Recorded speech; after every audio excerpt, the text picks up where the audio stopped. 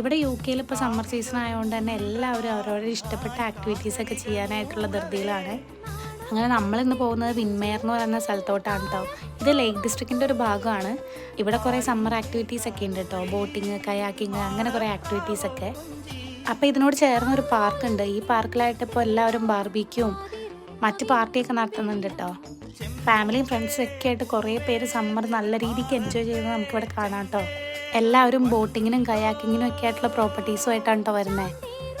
അങ്ങനെ നമ്മളും കുറേ ദൂരം നടന്ന് എത്തിയപ്പോൾ അവിടെ തൃശ്ശൂർ പൂരത്തിനുള്ള തിരക്കുണ്ട് കേട്ടോ.